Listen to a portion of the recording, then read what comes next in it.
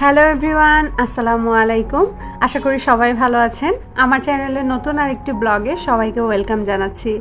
একদম রোদের মধ্যে ছাদে চলে আসছি শুধুমাত্র আপনাদের জন্য একটি ব্লগ রেডি করব বলে।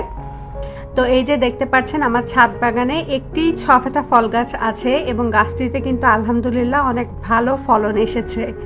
তো আজকের এই ভিডিওতে আমি আপনাদের সাথে প্রকৃতির এই মিষ্টি উপহার সফেতা ফল, যাকে আমরা অনেকে চিকু নামে চিনি, এই ফল নিয়ে বিভিন্ন ধরনের তথ্য আলোচনা করব।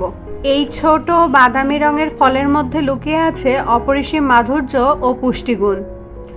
সফেতা ফলের মূল নিবাস দক্ষিণ আমেরিকা হলেও এখন বাংলাদেশ, ভারত সহ আমাদের এই উপমহাদেশে এই ফল বেশ জনপ্রিয়।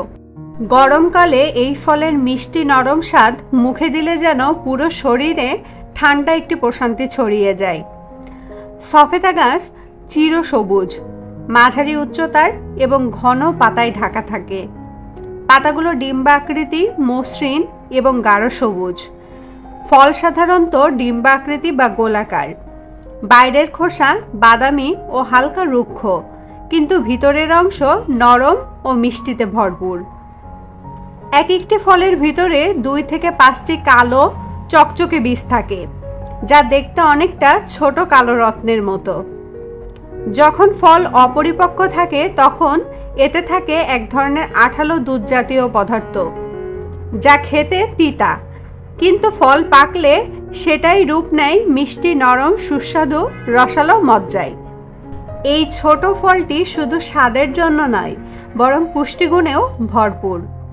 সফেতা ফলের মধ্যে রয়েছে প্রচুর পরিমাণে ভিটামিন এ, ভিটামিন সি ও ভিটামিন ই, পাশাপাশি ক্যালসিয়াম, আয়রন এবং ফাইবারও রয়েছে প্রচুর পরিমাণে। এটি আমাদের হজমে সাহায্য করে, কোষ্ঠকাঠিন্য দূর করে এবং শরীরের ক্লান্তি কমায়। সফেতা ফল ত্বককে রাখে উজ্জ্বল ও মসৃণ, কারণ এতে থাকা অ্যান্টিঅক্সিডেন্ট শরীরের টক্সিন দূর করে। এছাড়া এটি প্রাকৃতিক শক্তির উৎস, তাই গরমকালে এক বাটি পাকা সফেতা ফল খেলে শরীর যেমন ঠান্ডা থাকে তেমনি শক্তিও মেলে। দর্শক বন্ধুরা, আপনারা নিশ্চয়ই দেখতে পাচ্ছেন যে এই ছোট সফেতা ফল গাছে কি পরিমাণ ফল এসেছে, আলহামদুলিল্লাহ। তো আপনারাও চাইলে আপনাদের ছাদ বাগানে এই ধরনের সফেতা ফল গাছ লাগাতে পারেন। এতে যেমন খুব সহজেই আপনি ফলের স্বাদ গ্রহণ করতে পারবেন, তেমনি আপনার ছাদ বাগানের সৌন্দর্যও বৃদ্ধি পাবে। সফেতা গাছ সাধারণত উষ্ণ ও শুষ্ক আবহাওয়ায় ভালো জন্মে। বীজ অথবা কলমের মাধ্যমে এর চারা তৈরি করা যায়। চারা লাগানোর পর গাছটিকে পর্যাপ্ত রোদ ও মাঝারি পানি দিতে হয়। ভারী জলাবদ্ধ মাটি সফেতার জন্য ক্ষতিকর। সাধারণত একটি গাছ 4 থেকে 5 বছরের মধ্যে ফল দিতে শুরু করে, আর একবার ফল ধরলে বছরের পর বছর ধরে ফল দিয়ে যায়। সফেতা গাছের বিশেষত্ব হলো এটি খুব সহনশীল, তাই যত্ন একটু কম পেলেও টিকে থাকতে পারে। ফল সাধারণত গাছেই পেকে নরম হয়। পাকা সফেতা সহজেই চেনা যায়। খোসা একটু নরম হয় এবং হাতের স্পর্শে চিনি জাতীয় ঘ্রাণ বের হয়। পাকা সফেতা সরাসরি খাওয়া যায়, আবার মিল্কশেক, স্মুদি, আইসক্রিম বা ডেজার্টেও ব্যবহার করা যায়।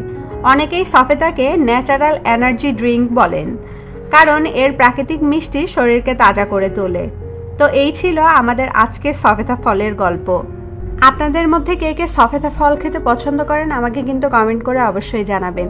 তো আজকের মতো এখানেই বিদায় নিচ্ছি। দেখা হবে নেক্সট ভিডিওতে নতুন কোনো টপিক নিয়ে। সে পর্যন্ত আপনারা সবাই ভালো থাকুন, সুস্থ থাকুন। আসসালামু আলাইকুম, আল্লাহ হাফিজ।